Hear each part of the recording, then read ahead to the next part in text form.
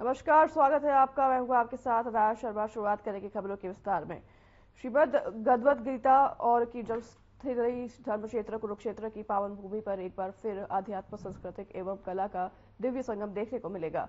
7 दिसंबर से 24 दिसंबर तक अंतर्राष्ट्रीय गीता महोत्सव 2023 का भव्य आयोजन किया जाएगा, जिसमें श्रीमद् भगवद गीता का शाश्वत संदेश दिया जाएगा। वहीं मुख्यमंत्री मनोहर लाल ने आयोजित प्रेस वार्ता को संबोधित करते हुए कहा कि जिस प्रकार भारत के संविधान को शासकीय व्यवस्था की गीता कहा जाता है, उसी प्रकार से ये स्वर्व मानते हैं कि गीता जीवन के पक्ष प्रदर्शन के नियमों के नाते से एक संविधान है। उन्होंने कहा कि इस बार अंतर्राष्ट्रीय गीता महोत्सव में असम सहयोगी राज्य की भूमिका में रहेगा और पुरुषोत्तमपुरा बाग ब्रह्मा सरोवर पर असम सरकार द्वारा पेवेलियन लगाया जा रहा है, जिसमें उसकी संस्कृति, शिल्प से खान पान के स्टॉल आकर्षण का केंद्र रहेंगे। ये गीता महोत्सव के बजाय गीता उत्सव के रूप में एक छोटे लेवल पर ही कुछ सालों से मनाया जाता था। वास्तव में तो सन 2014 में जब प्रधानमंत्री जी कुरुक्षेत्र स्वयं आए थे, उस समय उन्होंने एक इस प्रकार का अपना वक्तव्य दिया था कि कुरुक्षेत्र में हमें कुरुक्षेत्र को गीता स्थली के रूप में इसकी मान्यता दिलाने के लिए अतिरिक्त प्रयत्न करने होंगे। तो 2014 जब लोकसभा का चुनाव हुआ था, उस समय वहां आकर के जब बोले थे, उसी समय में ध्यान में आया था कि हम, क्योंकि हमारे यहाँ हरियाणा में बहुत कम ऐसे स्थान विशेष हैं जिनको हम टूरिज्म के नाते, चाहे वो सांस्कृतिक तौर पर, धार्मिक तौर पर अथवा अन्य स्थानों का विकास जितना होना चाहिए उतना हुआ नहीं है, तो कम से कम अपनी सांस्कृतिक राजधानी इस नाते से कुरुक्षेत्र को डेवलप कर सकते हैं। क्योंकि गीता का एक जैसा एक विषय सारे देश और दुनिया में, जैसी हमारी संस्कृति, हमारा इतिहास उसको बताता है, तो मान्यता बहुत अच्छी है और कोई चीज नेगेटिव नहीं है। तो गीता के बारे में तो मैं ऐसा वर्णन करता हूं कि जैसे अपना देश का संविधान है, संविधान के बारे में कई लोग टिप्पणी करते हैं कि हमारा शासकीय व्यवस्था चलाने की गीता है। यानी उसको गीता इस रूप में कहा गया कि जैसे एक नियमावली गीता की होती है, ऐसी नियमावली वो शासकीय व्यवस्था हमारा कॉन्स्टिट्यूशन है। और मैं अगर गीता को कहूं तो Gita is a constitution of our way of life. यानी गीता हमारे जीवन के पथ प्रदर्शन के नियमों के नाते से हमारा एक संविधान है, एक कॉन्स्टिट्यूशन है। तो इसका जो उल्लेख है हर क्षेत्र के लिए, उसमें व्यवस्था, विधि ये बताई गई है। और स्वामी जी ने तो उसके ऊपर पुस्तकें भी लिखी हैं कि एक किसान के लिए गीता का संदेश क्या हो सकता है, एक विद्यार्थी के लिए क्या हो सकता है, अध्यापक के लिए क्या हो सकता है, एक गृहस्थी के लिए क्या हो सकता है। बल्कि एक समय मैंने थोड़ा सा एक उल्लेख कर दिया, मैं कहा स्वामी जी राजनीति में गीता का क्या उपयोग है, राजनीतिज्ञों के लिए गीता का कुछ सार लिखो। और मुझे खुशी है कि अगले ही साल में स्वामी जी ने एक पुस्तक लिख दी, राजनीतिज्ञों के लिए गीता का सार। वास्तव में बहुत एक मार्गदर्शक हर व्यक्ति के लिए है। तो इसके महोत्सव के माध्यम से देश और दुनिया में फैलें। जैसा बताया कि 2016 में हमने पहले वर्ष इसका बड़ा शुरू किया था और करते करते इस बार 8वां ये उत्सव है। और इस बीच में 2019 में हमें पता है मॉरिशियस में, क्योंकि पहले तो विदेश के लोग आते थे, बाद में विदेश के लोगों ने हमें यानी आमंत्रित करना शुरू कर दिया कि आप हमारे यहाँ आइए और आयोजन करिए।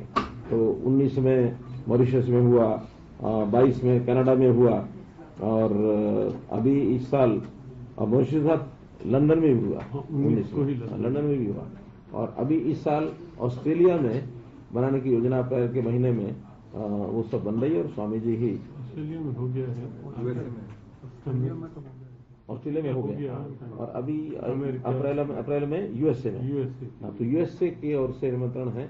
उस नाते से अब जहां जहां भारतीय मूल के लोग हैं वहां से निमंत्रण खूब आ रहे हैं। श्रीलंका की ओर से बड़ा अच्छा निमंत्रण है, श्रीलंका की ओर से। तो ऐसे बाकी देशों से भी धीरे धीरे करके जैसे आगे बढ़ेंगे तो उस नाते से जरूर ये विश्वव्यापी एक संदेश गीता का ये बनने जा रहा है। तो इस बार जो 8वां उत्सव ये होगा, इस समय महोत्सव, और 7 तारीख से इसकी शुरुआत होगी। जैसे पहले एक सरस मेला लगता है जिसमें आर्ट्स एंड क्राफ्ट्स के नाते, शिल्प और सर्फ इस नाते से बहुत से कलाकार अपने अपने प्रोडक्ट्स को, कृतियों को लेकर के वहां आते हैं। तो उनको वहां स्थान भी है, दुकानें हैं, वो सब दी जाती हैं। उसका एक सिस्टम है, 700-800 के लगभग वहां दुकानें हैं, उस पर वो आते हैं, लोग उसमें आना जाना शुरू करते हैं। बहुत से अपने उपयोग की चीजों को खरीदना भी शुरू करते हैं। कुछ सांस्कृतिक दृष्टि से कुछ अलग अलग प्रदेशों की उसमें जब चीजें आती तो हमारा उनका एक कल्चरल संबंध भी बनता है, जुड़ता है। तो वो अभी 7 तारीख से शुरू हो रहा है। खबर कुरुक्षेत्र से है, जहां श्री राम भक्त सम्मान समारोह में मुख्यमंत्री मनोहर लाल ने तीर्थ योजना पोर्टल के शुभारंभ किया। वहीं आपको बता दें कि इस दौरान उन्होंने कहा कि पंजाब के बाद अब प्रदेश में भी नशे की बढ़ती ताद युवाओं के लिए घातक नजर आ रही है। वहीं राम मंदिर को लेकर बोला कि 22 जनवरी को पूरा देश फिर से दिवाली मनाएगा, जब राम मंदिर का लोकार्पण होगा।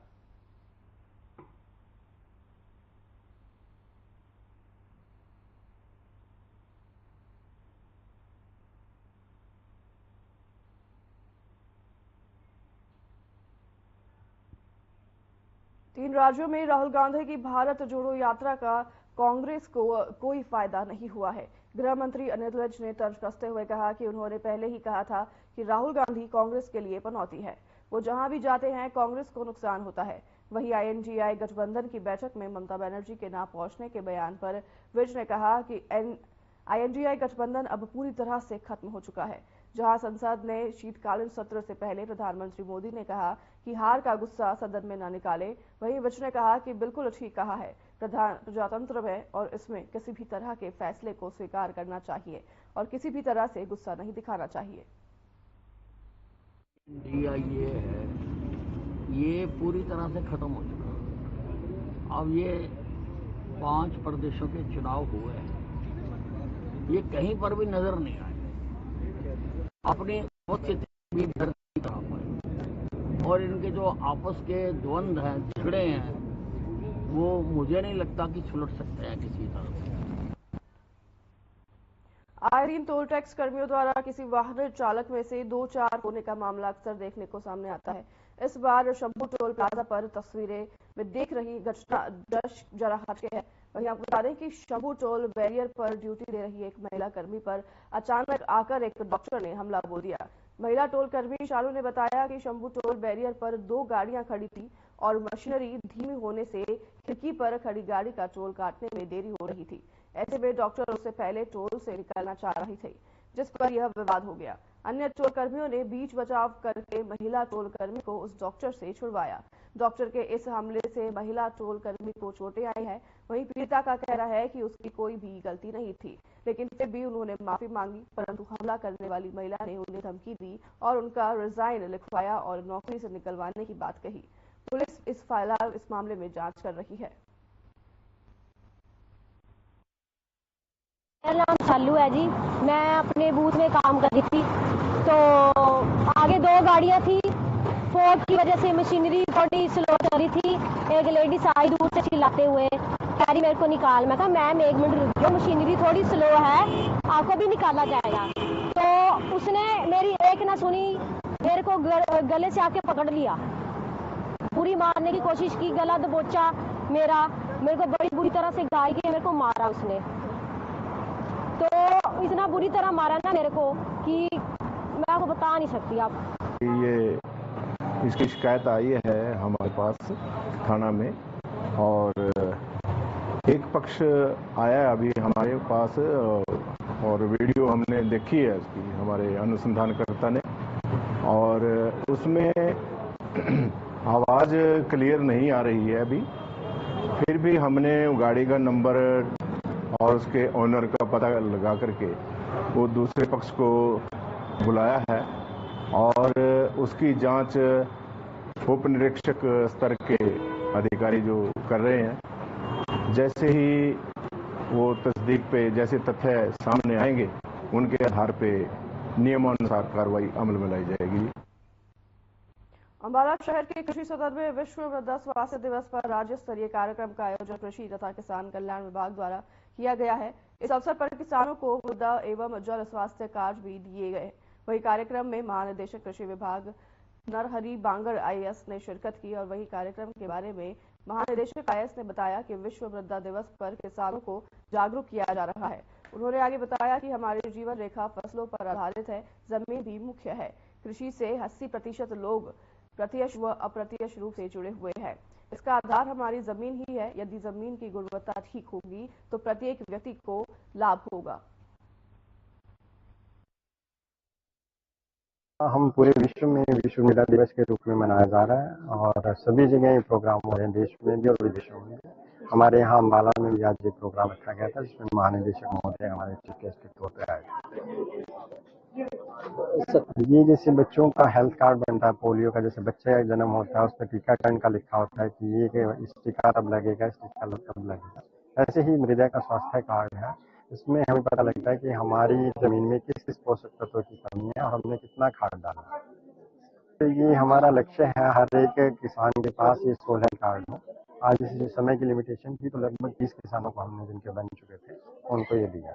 बहुत फायदेमंद है, इससे एक तो हमारा जो अंधाधुंध खादों पे खर्चा हो रहा है वो बचेगा क्योंकि किसान अभी अनभिज्ञता में काफी खाद डाल रहा है। आज विश्व मृदा दिवस है।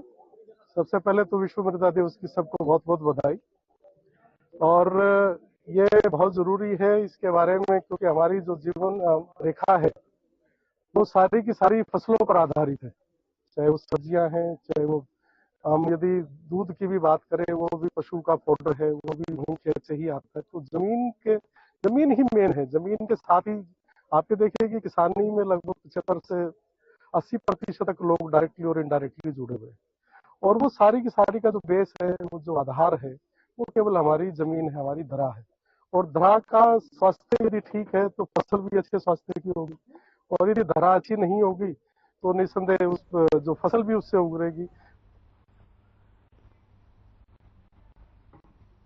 फिलहाल रुकेंगे छोटे से ब्रेक के लिए, खबर लेके यहाँ से ब्रेक के उस पार।